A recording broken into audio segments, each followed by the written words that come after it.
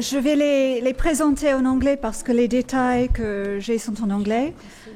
So Lydie Moody-Leno is the Marion Francis Chevalier Professor of French and Professor of American Studies and Ethnicity at the University of Southern California. Her research, publication, and teaching focus on fiction from Francophone Africa, the Caribbean, and post-colonial France. Her most recent publication, Post-Colonial Mythologies, was published by Champion last year. It is, as the title indicates, a study of contemporary France, revisiting Roland Barthes' mythology through a post-colonial lens. Silas Kemejo is Professor of French and Francophone Studies at the University of Rochester. He holds the Frederick Douglass Chair and is Director of the Frederick Douglass Institute for African and African American Studies. His current research focuses on humanitarianism and on the African continent. Ronnie Scharfman is Professor Emerita of French and Francophone Studies at SUNY Purchase. She has published widely on Francophone authors, including Maryse Condé.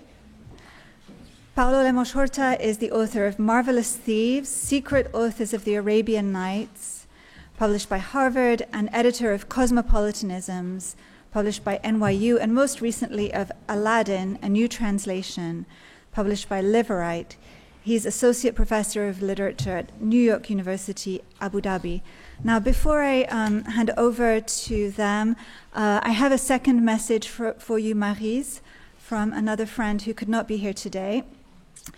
Cette fois, le message est d'une compatriote, Gerty Dambury. Alors, Gerty écrit quelque chose de très émouvant et de très fort. Elle dit « Il faut une sacrée dose de volonté à une femme noire pour atteindre le sommet de la montagne qu'elle vise. Le travail extraordinaire qui lui incombe consiste déjà à se déprendre de tout ce qui lui a été enseigné. L'obéissance, la bonne éducation, la mesure dans ses propos, la soumission à une pensée dominée par un vieil homme blanc que sa voix n'intéresse pas. Il lui faut, par la qualité et la largeur de ses écrits, ensuite faire émerger toute une communauté de personnes prêtes à l'écouter et qui, quel que soit le pays où ils vivent, se reconnaissent dans ce qu'elle formule. Enfin, il lui faut atteindre le lieu en elle où, tout en étant capable de vivre sans être vénérée, elle se sent en mesure de recevoir les hommages de ceux qui, longtemps, l'ont ignorée. Preuve qu'elle se tient enfin au-delà des douleurs qui lui ont si longtemps été imposées. Maryse Condé, comme d'autres femmes noires, a fait tout ce chemin et pour cela, nous qui sommes de la communauté de ses lectrices et de ses amies, nous l'en félicitons. Et nous nous en félicitons avec elle parce que même la plus petite d'entre nous aura concouru à sa manière au changement du regard sur elle et sur son œuvre. C'est là notre part du chemin vers le sommet de la montagne. Félicitations à toi, mon ami.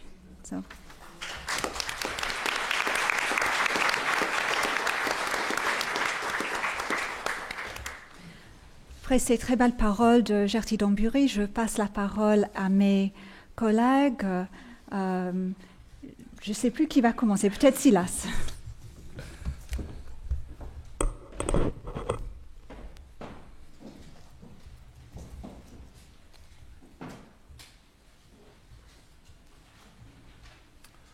Donc, je suis très content d'être de cette... Micro. Est-ce que ça va? Donc, je suis très ravi d'être de cette célébration. Ok, on va y arriver. Et je remercie les organisatrices, Madeleine et Kayama, qui ont organisé cette occasion. Ok.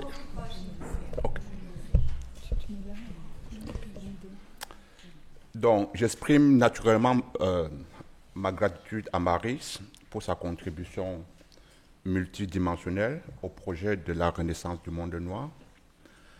Les organisatrices de cette rencontre nous ont quand même infligé une chose qui est terrible, qui s'appelle la liberté. La liberté de faire ce qu'on voulait. Et comme nous le savons très bien, la liberté appelle aussi la responsabilité. Donc on n'a pas d'autre choix que d'assumer cette responsabilité. Et quand j'ai commencé à réfléchir sur ce que je pouvais bien dire dans cette rencontre, il y a une rencontre que j'ai eue avec Maryse il y a beaucoup d'années, qui s'est imposée à ma mémoire de manière très vivifiante. Je ne me rappelle ni le lieu, ni la date, ni l'année, mais je me rappelle quand même le lieu. C'était à Ithaca, à Cornell University. Et je crois que Maryse devait avoir un fellowship à Cornell. Et elle était intervenue dans une table ronde ou un symposium à la A.D. White House. Étant à Rochester, j'ai fait le voyage pour aller écouter Maryse. Et après la rencontre, tout de suite, on est allé dans l'appartement que Maryse occupait. Et l'appartement était juste à côté de la salle. Et Maryse a tout de suite dit, sans aucune transition, que l'urgence du moment, pour tout noir, pour toute personne qui a à cœur le destin du monde noir, c'était la situation d'Haïti. Et la situation du moment, c'est-à-dire de cette époque, c'était le coup d'État militaire qui avait débarqué Jean-Bertrand Aristide. Maryse avait énoncé cette préoccupation avec un mélange de conviction et de passion que, une fois que j'ai pensé à ce que je pouvais contribuer à cette rencontre, ce moment m'est tout de suite revenu. Et je crois donc que Maryse est ce que l'écrivain haïtien Despestre appelle une contemporaine capitale. Et cette rencontre m'est venue parce que je pense que cette conscience du monde noir peut fonctionner comme le principe organisateur qui structure la démarche intellectuelle, littéraire, je dirais même émotionnelle de Maryse. Donc Maryse est une conscience du monde noir, une conscience certes très vigilante, une conscience certes très critique, mais une conscience tout de même. Et nous observons cette conscience dans des personnages qui continuent de m'hanter, longtemps après avoir fermé la dernière page du roman. Il y a des moments qui transforment ces personnages en presque en fantômes qui me suivent. Ces moments sont souvent très fugitifs, tels par exemple le refus de Marie-Hélène dans Une saison Ariata de cautionner le ralliement de son mari à la dictature. Je pense aussi au pathétique panafricanisme de l'ancêtre dans la vie scélérate. Cet ancêtre qui a écouté Marcos Garvey au Panama, à Panama City, et qui a retenu une seule phrase de Marcos Garvey, la phrase « I shall teach the black man to see beauty in himself ». Le Black is beautiful alimente les harangues idéologiques des passionnés de la diaspora. Et cette phrase, I shall teach the black man to be beautiful, Maryse remarque que cette phrase qui va devenir dans le roman la devise du parti des nègres debout. Bon, c'est un peu, je crois que c'est très ironique. Cette phrase a été très mal traduite, platement traduite, si je me réfère exactement à l'expression que Maryse utilise. Or, je vois dans cette mauvaise traduction de l'ancêtre un manque de créativité. On a parlé tout à l'heure de la femme cannibale et de la créativité. Il y a un manque de créativité parce que précisément cet ancêtre a écouté la phrase et il sera incapable de traduire cette passion dans sa propre pratique capitaliste. En fait, c'est un exploitant du peuple. Même s'il prétend découvrir la beauté, aider le peuple à découvrir la beauté. Donc on trouve aussi des variantes de ce passionné de la diaspora, et non pas comme des névrosés, non pas des névrosés comme Véronica dans Hermaconon. On trouve donc des variantes de ces passionnés qui traduisent mal leur passion. Je pense par exemple à Debbie Middleton dans Les Derniers Ramages ou Anthea Jackson dans Désirada. J'ai fait donc allusion à la vigilance critique qui caractérise la démarche de Maryse. Une telle méfiance, à mon avis, est très salutaire parce qu'elle prévient de tout dogmatisme, elle prévient de toute mythification qui peut facilement, comme nous le savons, dériver vers la mystification. Donc, une chose qui caractérise les romans de Maryse, c'est que la stratification héroïque se rencontre très très rarement dans les romans. les figures emblématiques finissent souvent sur des échecs retentissants. Et peut-être que ces échecs retentissants constituent une forme d'humanisation en fait. On trouve par exemple, puisqu'on a parlé de l'histoire de la femme cannibale, la critique de Nelson Mandela. Une critique qui, à mon avis, est prophétique. Parce que je suis allé en Afrique du Sud il y a 2 ou 3 ans. Il y a beaucoup de monuments qui sont érigés en l'honneur des héroïnes et des héros de la lutte contre l'apartheid. Mais la réalité est terrible en Afrique du Sud. Et c'est une réalité qui est terrible, qui est faite des viols endémiques, qui est faite de la misère endémique, qui est faite de la corruption endémique. Donc cette terrible réalité nous invite, peut-être comme Maris le fait, à regarder la stratification de manière différente. Les momifications ne peuvent pas apporter des réponses aux peuples vivants d'Afrique du Sud. Et dans la même vigilance critique, toujours sur l'Afrique du Sud par exemple, Marie met en garde contre la tentation de transformer Robben Island, ce lieu de mémoire douloureuse de l'apartheid, en attraction touristique. Donc, et le temps de Nelson Mandela, puisque c'est un temps qui, à mon avis, est très important pour cette conscience du monde noir, a marqué de manière incontestable l'imaginaire du monde, et surtout l'imaginaire du monde noir au cours du dernier siècle. Et Christiane Taubira, dans son autobiographie, évoque une visite qu'elle a effectuée en Afrique du Sud. Elle confesse qu'au cours de cette visite, son guide touristique était la carte de l'imaginaire. Et je cite peut-être une partie de ces passages. Je les reconnais parce que je les connais. D'André Brink, de Peter Abrahams, d'Alain Patton, de Richard Reeve, de Montagne Wally Serrott, de John Maxwell, de Nadine Gordimer. Je les reconnais tels qu'admirablement et précisément décrits par ces auteurs dont j'ai tout lu. Je les connais de la prose lyrique et militante de Steve Biko. J'ai saisi la mesure du colossal talent de ces écrivains, en plus du plaisir, de la rage, de l'espoir que j'ai éprouvé en les lisant. Dont la prose et la lyre de ces écrivains sud-africains font partie de ce que, de la sentimentèque, je fais allusion à Chamoiseau, idéologique et militante de Christiane Taubira. Et à mon avis, telle est la puissance de l'imaginaire. Et cette puissance de l'imaginaire, je l'ai éprouvée à plusieurs reprises en lisant Maris. Les traces imaginaires de Maris m'ont fourni des balises essentielles pour visiter des lieux symboliques dans la tragédie du monde noir. Quand j'ai par exemple visité il y a quelques années les forts esclavagistes de Cape Coast et d'Elmina au Ghana, je cherchais avant tout à reconnaître ce lieu tel que décrit dans ses goûts. Je l'ai aussi éprouvé au cours d'une visite à l'île de Gorée. Quand je suis allé à Gorée il y a 2 ans, je crois, 2 ans, le roman qui était mon guide touristique, c'était Ségou. Enfin, mon guide touristique, c'était Ségou. J'étais avec 2 collègues américaines et elles essayaient d'imaginer ce qu'elles pouvaient bien dire la rue de Boufflers. Je leur ai dit qu'il s'agissait d'un officier de l'armée française. Et se sont écriés « Oh, it's somebody's name ». Je me suis dit, à part moi, right. Donc, je tenais donc la revanche du savoir qui est transmis par Ségou. Donc, j'allais visiter toute l'île avec la même boussole. Et quand je rencontre la signare Anne Pepin, qui habitait un étage au-dessus des cellules où les Africaines asservies attendaient le fatidique passage vers les Amériques, oui, donc quand je rencontre Anne Pepin, je la reconnais. Je la reconnais parce que je l'ai d'abord connue pour la première fois dans Ségou. Et quand le conservateur du musée de Gorée annonce que les requins avaient coutume de dévorer les corps des esclaves rebelles ou des esclaves jetés dans l'océan, je me fie encore à cette boussole imaginaire. Et c'était mort, quand on finit dans les ventres des requins, je crois que c'est la mauvaise mort. Et la mauvaise mort, par exemple, Maris, quand elle relaie les mythologies et croyances Bambara, elle nous informe que la mauvaise mort, pour les Bambara, c'est mourir au loin. La mauvaise mort, c'est l'incapacité pour le mort de retourner dans le cycle de vie à travers la réincarnation.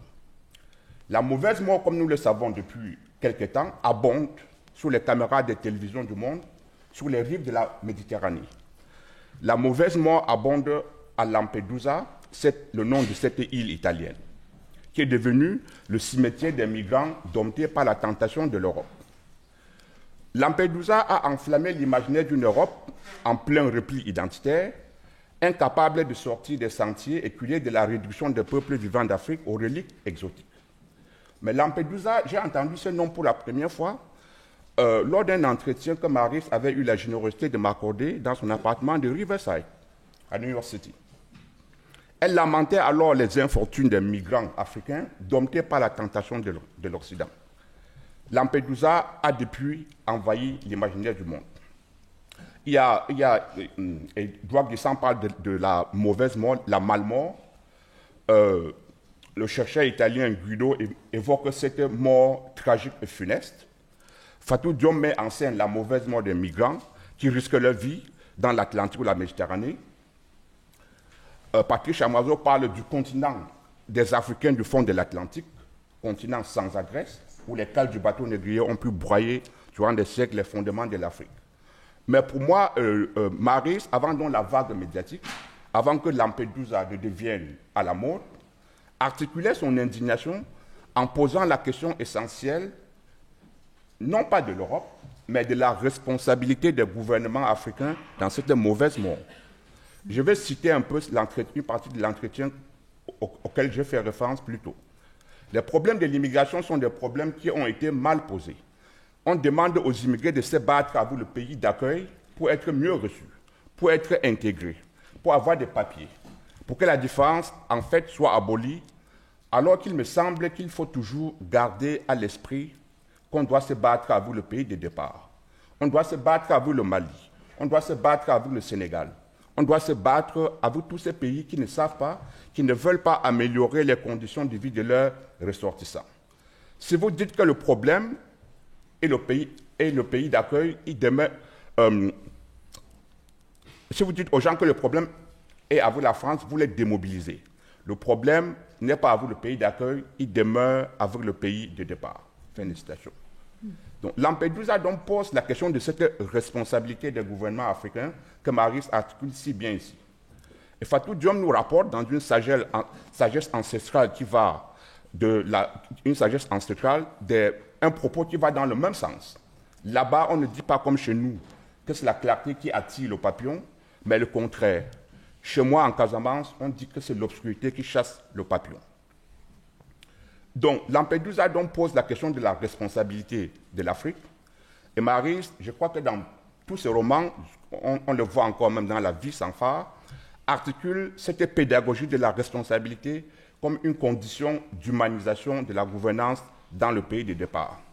Et je pense que pour peut-être comprendre Lampedusa, il faut remonter le temps, il faut remonter cette belle prose politique dans le passage du Ségou, la terre en miettes, où les canonniers de l'armée française détruisent les murailles des terres de Ségou.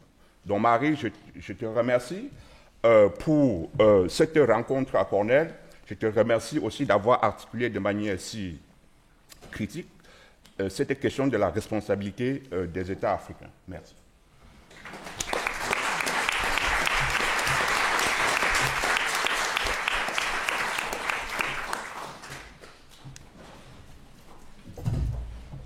Étant donné que nous avons la liberté, j'aimerais la liberté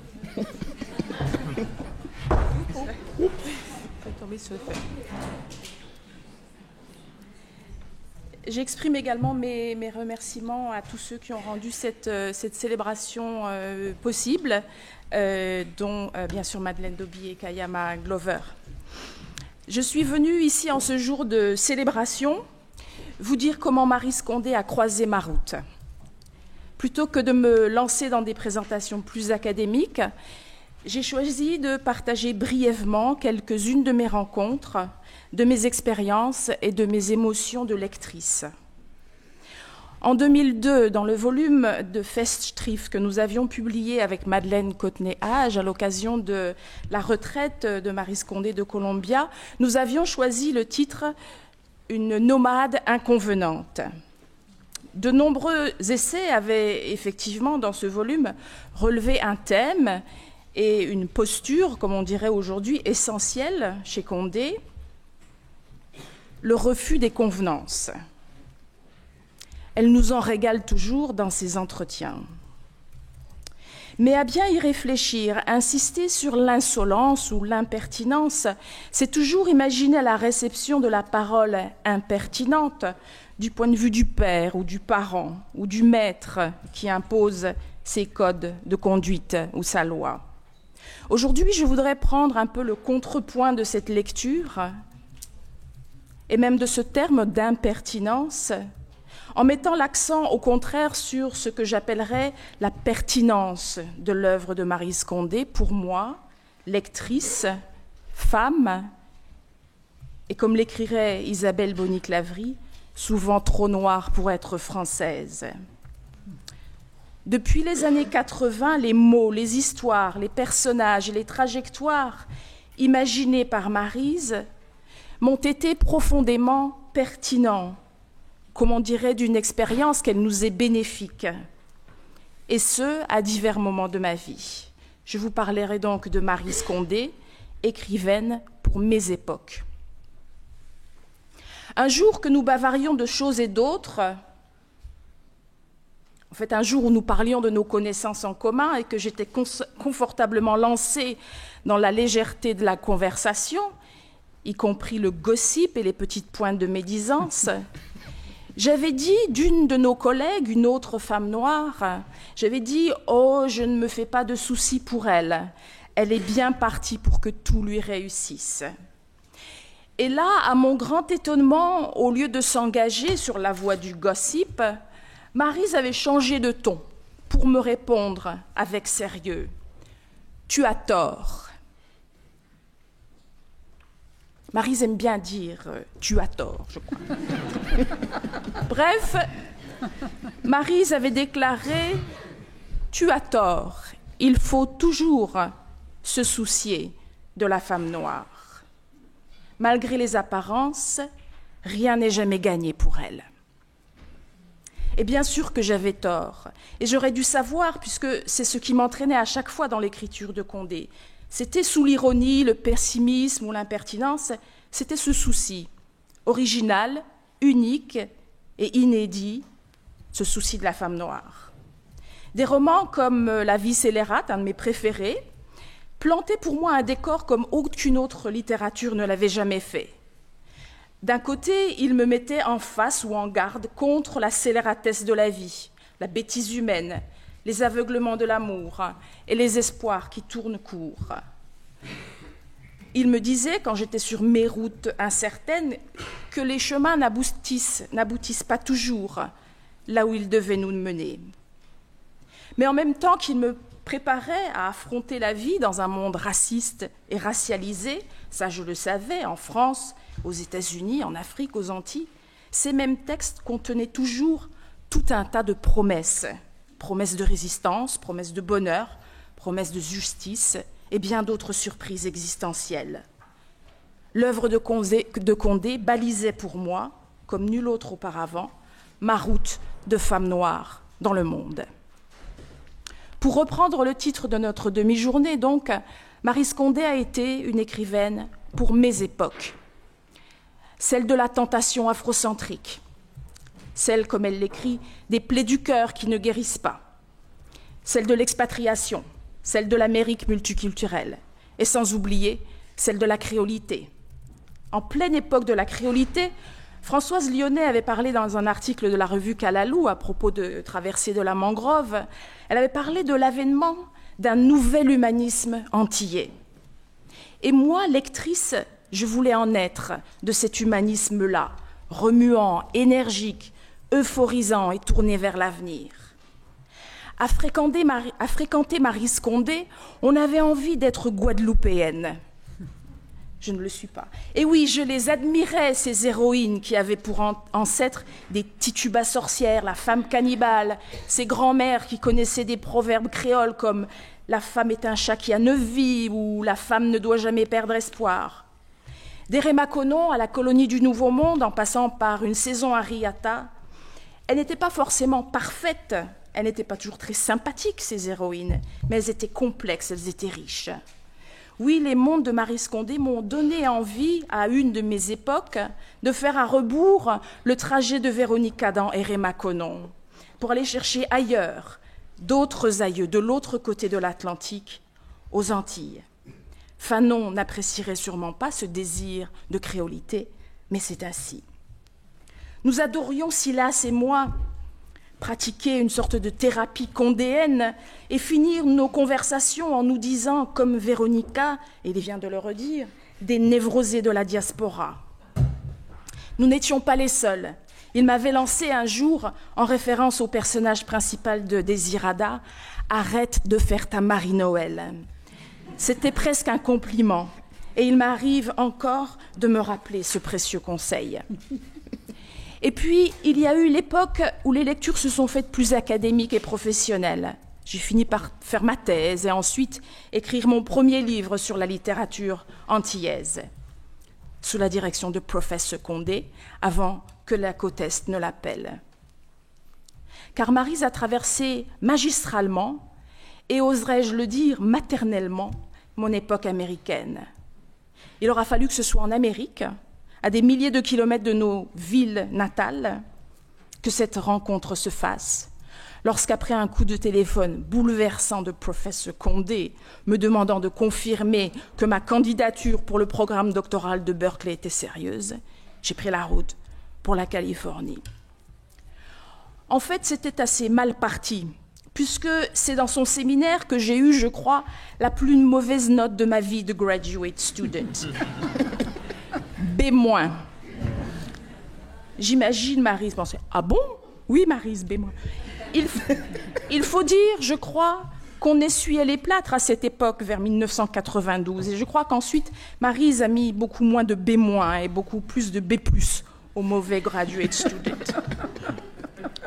Mon travail m'est revenu avec de fervents commentaires du style « contresens, pas du tout, vous n'avez pas compris ». Le tout assaisonné, heureusement, de quelques « oui » encourageants à travers la marge. Ce que je retiens de cette exigence, ce n'est pas mon B-. Quoique. C'est surtout que Professeur Condé a donné un nouvel essor à ma passion pour la littérature qui s'essoufflait un peu. Et d'une certaine manière, elle m'a redonné le goût des défis et le sens de ma propre impertinence. Je ne suis pas la seule. Si elles étaient là, présentes, les Vévé, les Nadine, les Dawn, les Daphné, elles diraient pareillement cet enthousiasme des années 90. Mais ce n'est pas qu'hier, lors du congrès des études philosophiques caribéennes qui se tenait à Dakar en juin dernier, j'ai participé à une table ronde sur Maryse Condé, organisée par 3 jeunes, très jeunes, américaines. Elles connaissaient l'œuvre de Maryse Condé par cœur. Elles avaient des choses extraordinaires à en dire. Maryse Condé a dit dans son discours, je la cite, « Depuis que vous m'avez attribué ce prix, un gigantesque boucan s'est allumé et me réchauffe entièrement. » Les mots ici sont comme toujours beaux et justes, et je me permets de les reprendre en guise d'hommage et de remerciement pour rendre à Maryse Condé, à Professeur Condé, les honneurs de ce boucan et lui dire « Depuis que vous écrivez, un gigantesque boucan s'est allumé et il nous réchauffe entièrement. »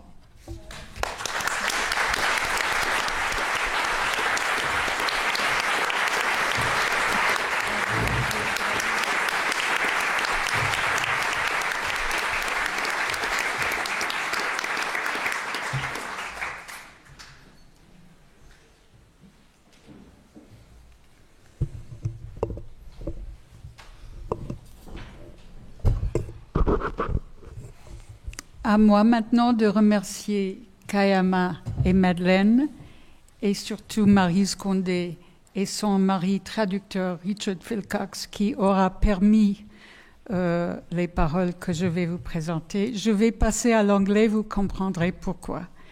Ça s'appelle Reading Outside the Mangrove. Et je commence par une épigraphe. I think that underneath or alongside a reader's constant response to a text, whatever is needy in him is taking in whatever the text offers to assuage that need. Diana Athill, somewhere towards the end. It was an experiment. How would reading Maryse Condé outside the Academy, where I had taught several of her novels over the years, both in French and English, dilate and interrogate my own reading of Traversée de la Mangrove? I thought I had long ago made up my mind about its brilliant undecidabilities, its absent center that functions like a magnet, its multiplicity of unreliable narrators, its surprising, often humorous combinations of races, ethnicities, national identities, its deconstructive narrative strategies. How would defamiliarizing the context yield new insights and enrich my relationship to this inexhaustible text? When I told my Riverdale reading group that I was going to Stockholm to celebrate Maryse's alternative Nobel Prize in Literature, they were excited and curious. None of them had ever read her work. Couldn't we read one of her novels for our next meeting, and what would I suggest? So it was that 8 highly educated, well-read women d'un certain âge, all successful professionals and sophisticated travelers, met to discuss Crossing the Mangrove in New York in January. I chose that most Guadeloupean of Maryse's novels, both because of its intriguing narrative structure, and also because it is so rooted in that Antillean island I was sure none of them had ever visited in their various vacations to the Caribbean. I hoped it would be a kind of double eye-opener for the others, and I was correct. This is not a social club. These are not naive readers. Although we enjoy each other's company, we read serious contemporary literature, from Adichie to Dantica to Ferrante to Modiano to Colson Whitehead. The remainder of this talk narrates our reactions and conversations with the permission of the group. For starters, they had never read anything like it. Both dazed and dazzled, they were struck immediately by 2 aspects of the text. First, the richness of the lyrical passages describing the lushness of the island, Mira's narration of the meaning of the womb-like gully to her, and Aristide's forays into the mountains, give the author the opportunity to name the country's flora and fauna, to celebrate them. As a Césaire scholar, I've long known the value of the naming strategy as a form of resistance against the colonial erasure of the autochthonous. Such specificity in detailing the natural environment brings Maryse's native Guadeloupe to life as a very real place. Then, of course, began the debate around Francis Sancher. Used to reading for form, posing questions about symbol and allegory, I was surprised that the discussion immediately took a moral turn. Is he destructive? Is anything about his character sympathetic? Is he a good or bad person? Everybody hates him, one says. Well, no, others responded. Look at Moïse or Sonny or Miro or Vilma and so on. Lively prosecution and defense continued. He's untrustworthy. He doesn't care what he did or does. Although he claims he's come back to stop the family curse, he slithers into people's lives and leaves them high and dry. On the other hand, he's a catalyst for positive transformation in the lives of some. Yes, but look, there is not one relationship that is happy or loving. In fact, many are characterized by violence, even brutality. Did he really rape that young girl when he was a revolutionary fighter? Did he really try to abort Mira's baby by drugging her and using a needle? Is he really a doctor? Is he really a writer? Is there any love here at all? Any redeeming characters? We were reading for the story, for the character of the characters, for meaning, searching for a totalizing one. One woman had even made a schematic sketch, diagramming the text like a wheel, with Francis Sancher as the hub and all the other characters and their narratives radiating out from him like spokes of the wheel. We enumerated ambivalent or negative answers to questions about his identity, and just like the inhabitants of Rivière-aux-Selles, found that most of us were skeptical. From there, many remarked how awful the lives of most of the women in the novel are. Married off too young to men they didn't choose, unloved by husbands who were unfaithful in cruel ways, scorned and abandoned, they in turn had trouble loving their daughters and transmitted their powerlessness. Rejects and orphans, the girls seek gratification in incestuous relationships or seductions of Francis Sancher. Most agreed that the text adumbrated a rather cynical view of relationships, familial, amorous, amicable. This provoked stimulating questions about the social structures in the Caribbean and whether Guadeloupe was typical or whether Maryse Condé's story was idiosyncratic, totally original, and hinting at a feminist subtext. But the biggest debate came around the scene where Dina, Vilma's stepmother, narrates her own affair with Francis. When she first sees him, curious as to what all the rumors are about, she describes his muscles, his hair, his complexion, his eyes, through the lens of her horniness. The tone is almost comical. Bon Dieu, avoir ce morceau d'homme nuit après nuit dans son lit. Je suis rentrée à toute vitesse à la maison et même le soir, à travers portes et fenêtres closes, il est venu me rejoindre. Et la nuit suivante, et celle d'après. Did they or didn't they? That was the question. Is this a dream? Pure wish fulfillment fantasy on Dina's part? Imagination or reality? The group was adamant that it's a divided opinion. I ascribe this to the subtlety of the writing, one of the great plaisirs du texte. We had become engrossed in conjecture about him, the absent center as object of desire. Another question that was raised provoked me. Can it be that in this small, tight-knit village, there is really no sense of community?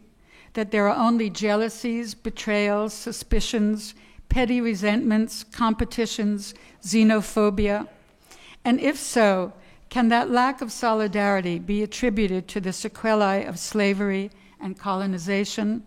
I thought of Césaire's cahier, ce peuple à côté de leur cœur, de leur cri, de leur vrai cri.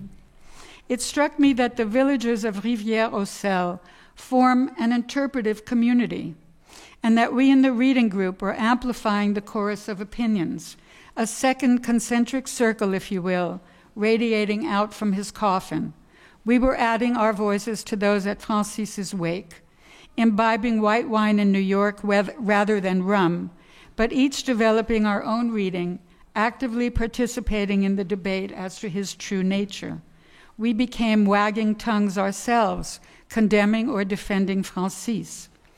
And by a kind of literary alchemy that I will call the Francis after effect, when our discussion was over, we might very well have mingled with the characters whose lives are transformed at the end of the novel, wondering superstitiously, qui était en réalité cet homme? N'était-il pas le messager de quelque force surnaturelle? The novel worked its magic on us, drawing us into the interpretive web as Francis had done to so many characters. In the classical Midrash, the rabbinic exegetical tradition, a kind of ancient reading group, if you will, the rabbis posed innumerable questions about gaps in the Torah narrative. So they wondered what manna tasted like, the food from heaven that the Israelites received when they were wandering in the desert after the exodus from Egypt. They were attempting to reconcile different descriptions of this unknown, unknowable nourishment. The most satisfying answers are creative ones that take us back to Diana Attill's epigraph. Some rabbis claimed, quote, young men tasted in it the taste of bread, old people the taste of honey, and infants the taste of oil, unquote. Others compared it to nursing, quote, hence, just as an infant, whenever he touches the breast, finds many flavors in it, so it was with manna. Whenever Israel ate it, They found many flavors in it, end quote. In other words, it tastes like whatever you want or need it to taste like. So it is with Francis Sancher. He is a projective test, revealing as much about the describer as the described. Neither the characters in Traversée de la Mangrove, nor the women in my group, nor I suspect any other readers through time, will ever fully know who Francis Sancher is. The mystery of his identity motivates the narrative, peoples the novel, and constitutes the brilliance of its conception and execution. We were left scratching our heads, hungry for more manna, and still mystified after our combined analyses, wondering to each other, how did Maryse Condé accomplish that? It would be both indiscreet and inappropriate for me to reveal what we might have learned about each other in our book discussion that night. But for 8 readers in New York City, Traversée de la Mangrove put Guadeloupe on the map and Maryse Condé in the literary firmament. Thank you.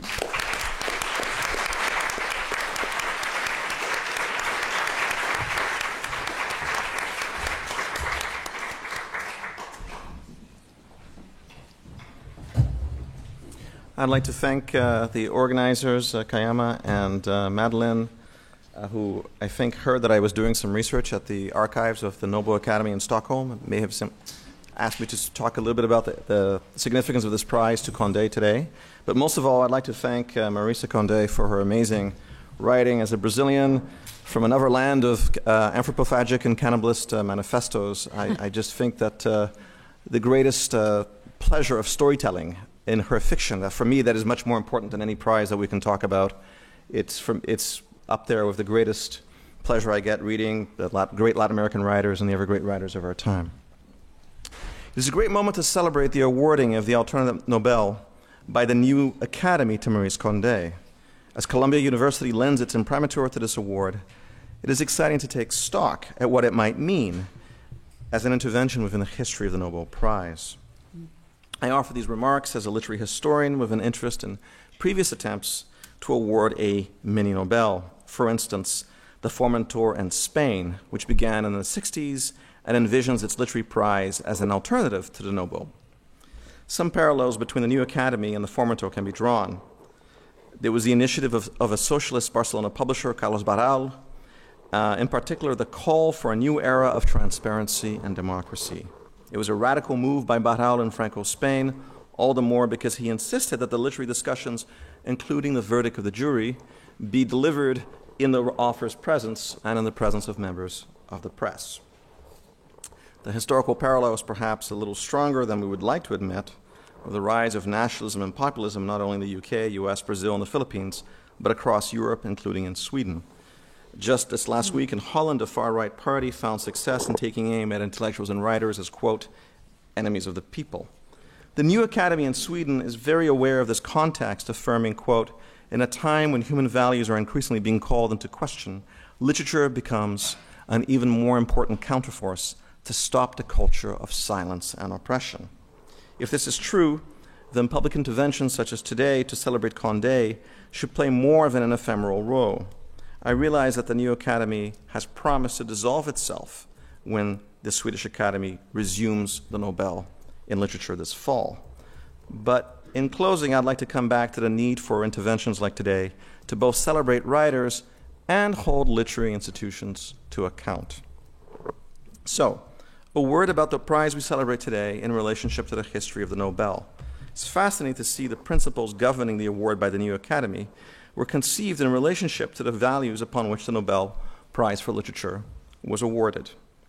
The original prize, as you may recall, was intended to reward, in the words of Alfred Nobel's will, the most outstanding work in an ideal direction. The new Academy emphasizes in its turn the story of humans in the world, singling out the values of empathy and respect without privilege, bias, arrogance, or sexism. The press, reporting the establishment of the new Academy, spied in this mandate a contrast with that expressed in the Nobel Testament. Yet, in over a century of its history, interpretations of the mandate by the Swedish Academy have changed. Within the Nobel itself, we can observe a trend towards conceiving of the literature to be rewarded as more embedded in the world, in a less ethereal manner, addressing the political questions of the day. In many respects, the award to Condé proves very fitting given the evolution of the Nobel Prize, rather than as a critique of it, as some of the members of the press interpreted it. To summarize the latest research on the history of the Nobel, at its outset, the prize rewarded masters with noble standards. Today, it rewards authors that subject the world to historical and political scrutiny, such as, I think we'd agree, Maryse Condé. In the first half of its history, the most frequent keywords were noble, imaginative, grand, ingenious, masterful, cosmopolitan, universal. In the last 2 decades, a new set of words have recurred in the awards of the Nobel: vernacular, inclusive, contemporary, oppositional, impactful, female. That comes just from the last few years. As you can see, an impromptu gathering of librarians, journalists, and academics seeking to guess who should have won the Nobel in 2018 did well to give the prize to Maryse Condé.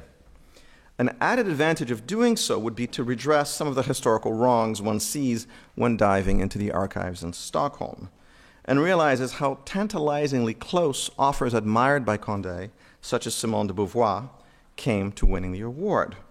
The Nobel does not publish a shortlist, so one must wait half a century for the Swedish Academy to declassify its reports.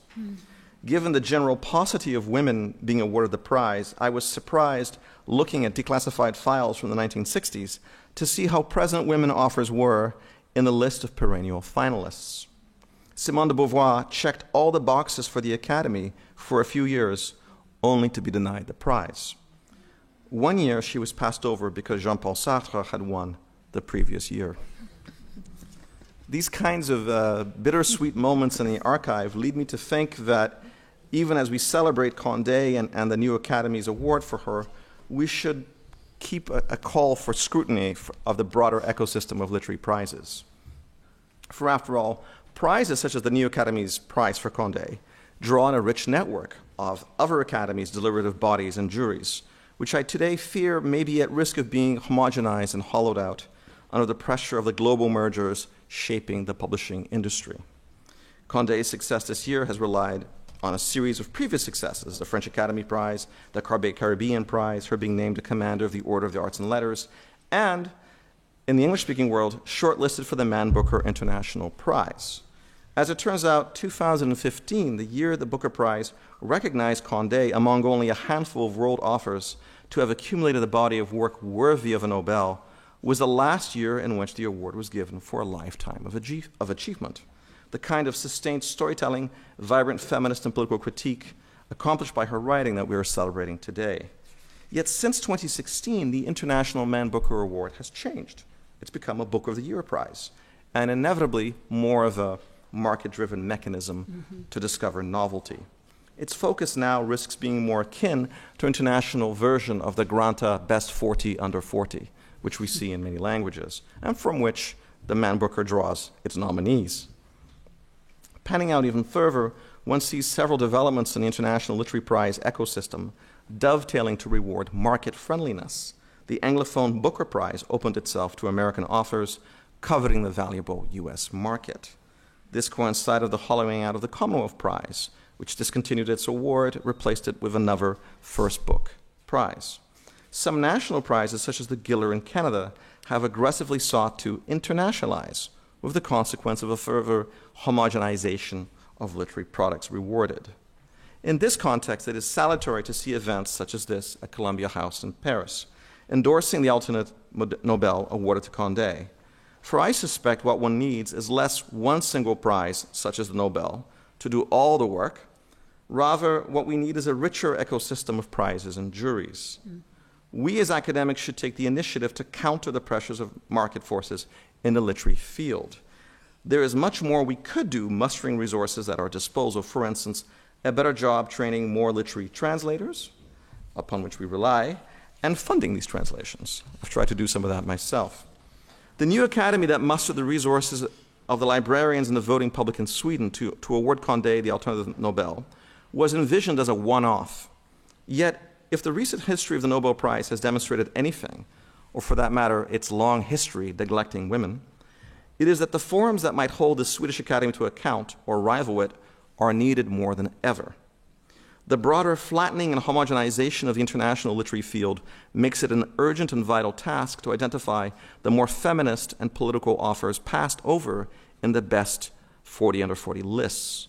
We as academic and authors must identify counter-canons to the safer, blander canons of the market.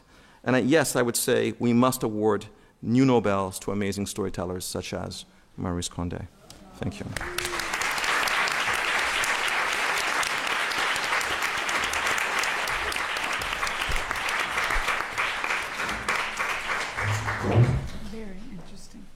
Thank you very much to all four speakers. So again, we have a few minutes before we'll take a short coffee break for questions, comments, thoughts, and also if the speakers want to speak to each other or take up anything that was said during their interventions.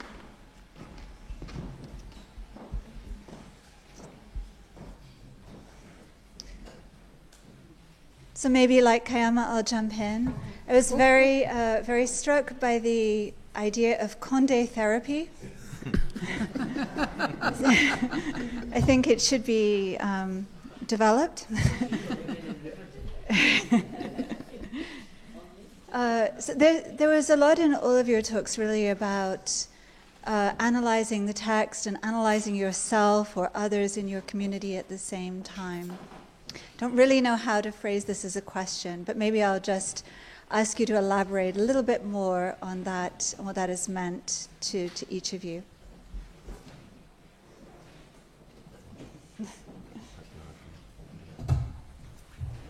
Je vais commencer. J'étais frappée par dans la communication, les remarques de Xavier quand il a dit j'aime ce livre, j'ai découvert ce livre en 2015.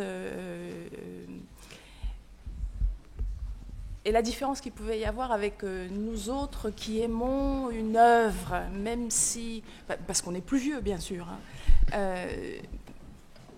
Mais nous avons été peut-être prêts à être surpris à chaque nouvelle livraison de Maryse Condé, mais il y a quelque chose qui traverse, qui est ce premier amour pour un premier livre. On en tire tout le temps les fils au cours des années. Donc on aimerait bien être à ce premier moment, là, comme ça, mais on aime l'œuvre aussi. Donc il y a aussi une distance entre nous deux.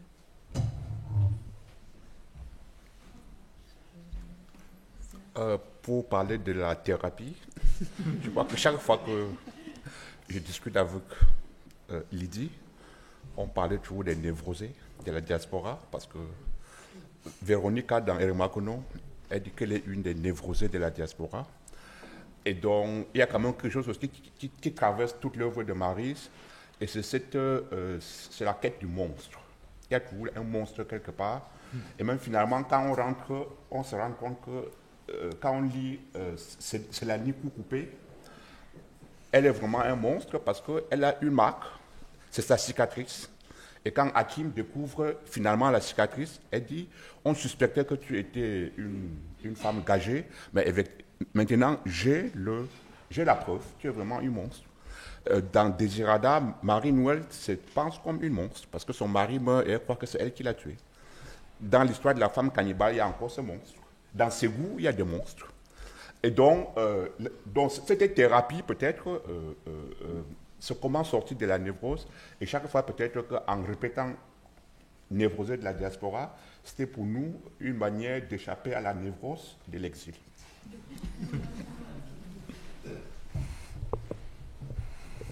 I think I'll address the fact that I have found so many of Maryse's soi-disant heroines to be very antipathique, and trying to learn to love them is a very important part of the reading experience, because they raise the question of why should they have to be likable characters in order for us to identify with them? And if I pick up on what Silas was saying, it's the monster in each of us that we eventually have to face if we're going to come to some kind of relationship with each of the novels. And that is a unique reading experience. One of the advantages of a can you hear me? Hello? One of the advantages of this prize, the alternative prize, is that it does not have to compromise. So I think exactly what you're speaking to, Margaret Atwood hasn't won the prize yet. And in a way, this is what I mean by we need to keep up the critique. Because I think Condé, as you were saying, that these sort of unlikable characters, and yet the political critique in her work is very uncompromising. It's not the kind of writing that necessarily a compromise will draw around in a committee. So I think it was very bold for this Nobel to have been awarded to her.